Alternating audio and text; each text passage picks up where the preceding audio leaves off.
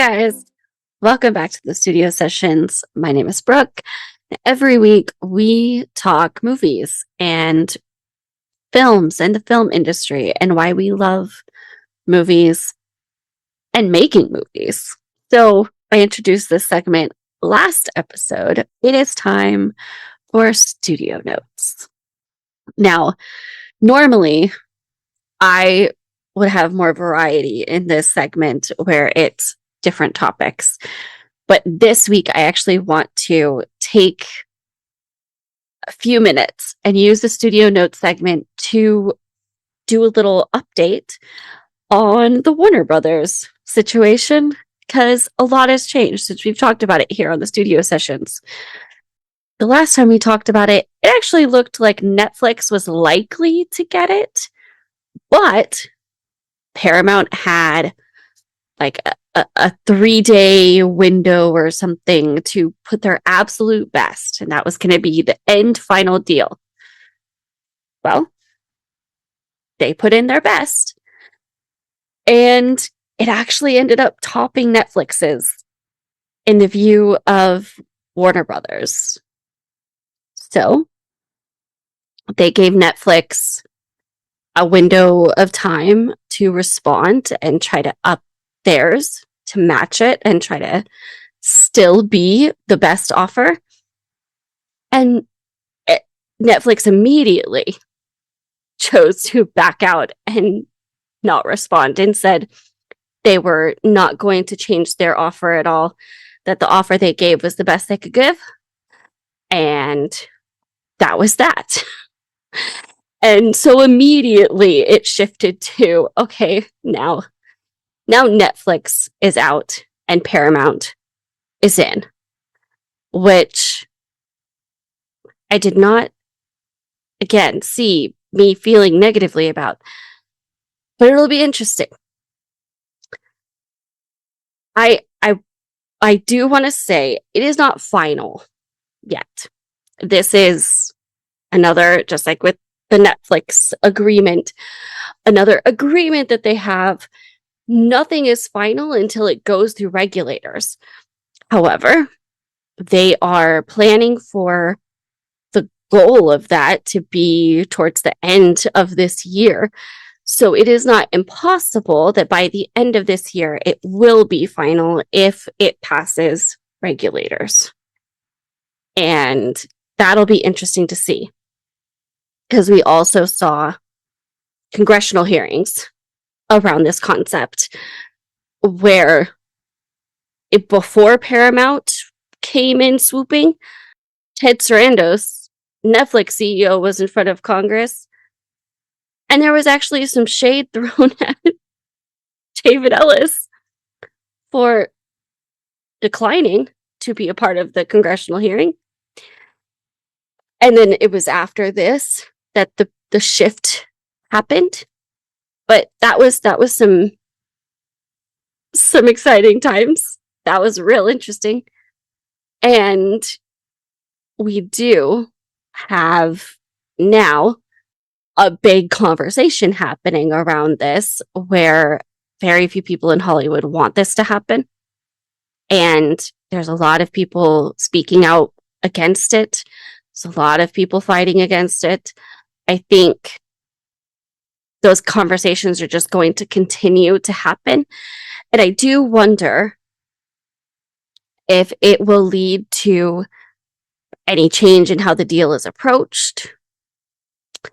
If there is higher scrutiny of the deal because of those conversations happening, just kind of what might come of all of this hype and drama around it, and people talking about it and speaking out and having concerns. It'll be interesting to see. I do have concerns, same ones I had with Netflix, although Ted Sarandos did a lot of good talking. I'm concerned about the way theatrical releases are going to get treated. I'm concerned it's going to be still streaming heavy, still leaning on that. And it's just a big shift.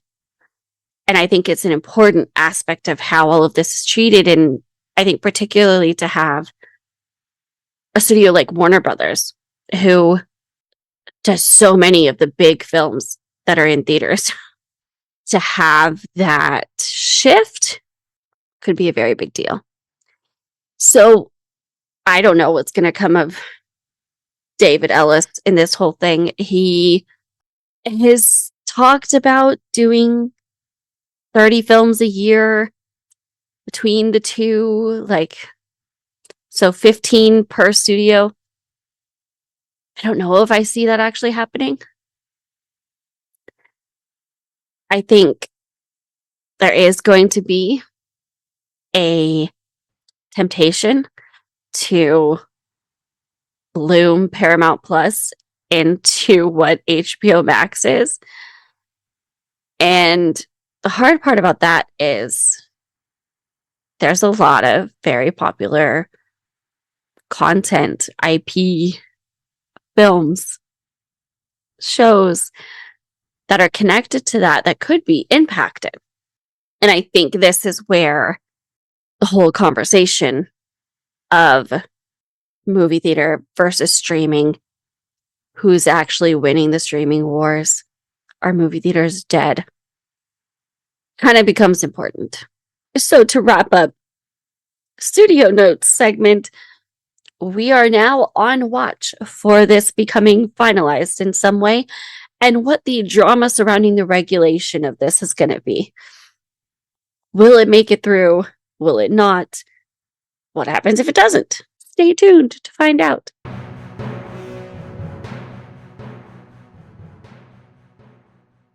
That leads into what I want to talk mostly about this week, which is the way watching films has changed because of those situations happening.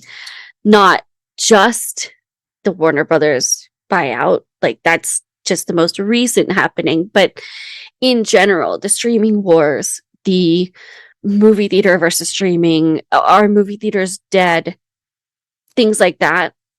It significantly changed how we watch films. It's changed what films are made and how filmmaking is approached. There's so much to think about when we decide to watch a movie and how we watch the movie. And in a fast-paced time, it can be difficult if we can't find something more substantial. Across the board, we have movies in general that feel different. The movies that are being made feel different. How we experience them feels different. Them being in movie theaters is like a blink before they're streaming already. And there is a loss of the sense of urgency or grandeur or weight to films now. There's so many movies available to watch. None of them feel particularly weightier than others anymore. But there are always going to be the ones that we already knew and thought of and had established as classics. But when every new movie is at your fingertips so quickly, it just doesn't feel like as big of a deal. And that, I think, more than anything, is part of why the tone, the feeling, the vibe around newer movies has shifted so much. And there's so much nostalgia for films we loved before. I want to take just a second to thank everyone who has supported my film Like a Butterfly. As you guys know, films cost money to make. And I am so grateful at the support I've had through streaming the film, through the screenings that we did. It was incredible to get to talk to everybody afterward, have amazing conversations after getting to watch the film. And I enjoyed it more than I can put into words. And I'm so grateful for the support. As I am closing out Like a Butterfly, I am working to cover the costs of the last final amount for bringing the film to life. I have about $1,600 left to cover, and 210 of it has already been covered through streaming and the winter screenings. And that is an amazing start. And I'm so grateful for every person that helped contribute to that. If you have not seen the film, if you are wanting some way to support it, if you're looking to help support independent film or a film in general, and are hoping to be able to really partner with and make it possible for a film to exist, I would be so grateful to have you partner with me and help support Like a Butterfly. There are a lot of ways you can do that. Of course, just sharing about the film is more valuable than I can put into words. But also, if you have not seen the film yet, I would love to share it with you. I would love to have you experience it. It is on my website. I will put the link in the description box and on the screen. It is at www.butterflyentertainment.online/likeabutterfly. And if you're looking for just a way to give towards supporting this end cost of the film, I actually set up a support page on my website, www.butterflyentertainment.online/support. Again, I will put it on the screen and in the description box. Any way of supporting the film helps, and I am so grateful for. And if you watch the film, or you have watched the film, I hope you enjoy it. I hope you really love it. And let me know your thoughts. Now, back to the episode. The other part we do have to talk about is the theatrical experience. It's not dead, but it's changed. Big movies still kill it in the theater. Super Mario Galaxy movie was the highest grossing movie of the year so far. That's incredible. That is amazing. And it came out so close to Easter. It was great. And that's kind of proof of that it's not going away, going to the theaters, but it has changed. Theaters are also shifting more towards premium viewing experiences. So you have the IMAX, XD, 3D viewings instead of just a standard viewing of a film. And going to the movies has become way more intentional. It is something you are selecting what movies you will make that trip for. It is not any and every movie you're making that trip for. The times of on a Friday night, just going to the theater and choosing from what's playing is not a thing anymore. It's just not. Trips to the theater is less frequent for most people, but it's also more meaningful for them when it happens. The movies they're seeing are stuck in their memory, are bigger deals to them. They are more excited about, they're more invested in than before. So now the flip side of this, streaming. Streaming looks like it's winning. Numbers wise, pop culture wise, relevancy wise, it looks like it's winning. But the other aspect of streaming is everything's available, so nothing feels important. There are certain things that hit streaming big. It is not everything. And after a week, it kind of melds in with everything else that's available to stream. I mean, how many times have we seen that meme of finishing Netflix and how long that means you would have been just sitting there watching? It is a problem of there is way too many options. It's option overload. It's decision fatigue. It's way too many choices to be made, way too much to pick from, and I'm overwhelmed. And so it can feel not only like there's just so much, you hardly have time to know what's even going on with it, but also none of it feels more important than the other. And that is gonna lead to problems. You also have, there's such quick turnaround with streaming.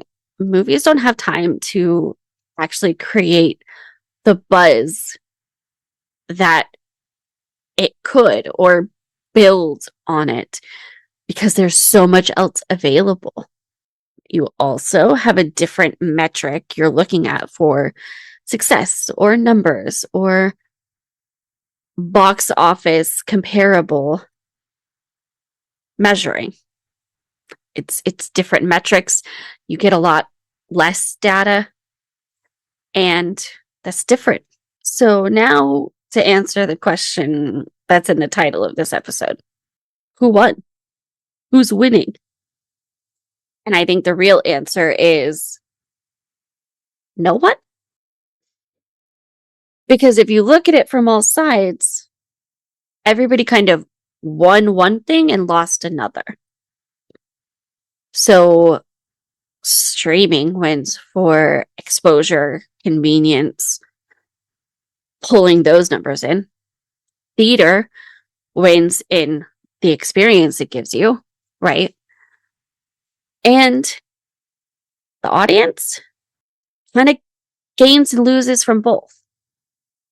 They gain a theater experience while also gaining convenience, but overall lose in the number of films being made and released in theaters and the quality of films being made in general across both mediums. So the real casualty is the average film. The big blockbusters are going to be there. There will always be a good theatrical run and a good streaming hit for a big blockbuster. Rom-coms? Not so much.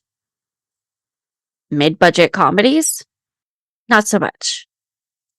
I mean, just think about all of those films from the late 90s, early 2000s that I love that were the romantic comedies like Sweet Home Alabama or How to Lose a Guy in 10 Days that aren't made anymore.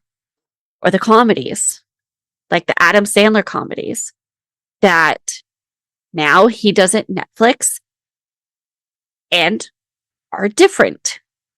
It is such a gap in the middle that just isn't there anymore for those types of films that I think creates a situation where fewer and fewer original creative stories are being told. Fewer risks are being taken. More bank on nostalgia and proven IP are what's counted on. Now, I will say the marrying of those two ideas with things like Devil Wears Prada 2, as long as it's done well, is maybe how we transition back to getting those films back to being made again. So for that very reason, I'm excited to see how Devil Wears Prada 2 does. I think it could be a really good middle ground between those two things and a view on how we make that bridge back to getting that mid-level, mid-budget rom-com comedy back and have those being made again. So, what happens next? some type of hybrid model is likely what will stick. And some version of that is likely what will become the new normal long-term distribution model that we see happening, where films are for however long in theaters and then have a second run of streaming. I do think theaters are going to continue trying to create special event experiences, whether that's with their own events, like you have the older movies being put back in for a certain amount of time in theaters, things like that, or experiences themselves where you have different ways you can actually experience the same movie. I think streaming needs to tighten a little bit, though. I think it's become another area where people are kind of throwing spaghetti at the wall to see what does well for them. And people are still trying to figure it out.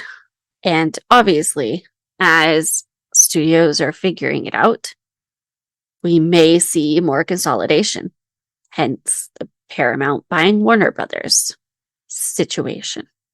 So, as we go into the rest of 2026 and what films it has in store for us, and as we're choosing what to watch and how to watch it, there's some things to think about. Maybe the question isn't who's winning the streaming wars. Maybe it's what kind of experience we actually want. And we can give our time, money, resources to that experience. So I hope you enjoyed this. If you did, make sure you're subscribed, hit the like button, and make sure you have notifications on so you see when the next episode comes out. I will see you guys next week. Bye! The Studio Sessions is a Butterfly Entertainment production. You can keep up with all of our podcasts, YouTube videos, films, and other projects on our Instagram page. We are at Butterfly Entertainment Group. Thanks for listening.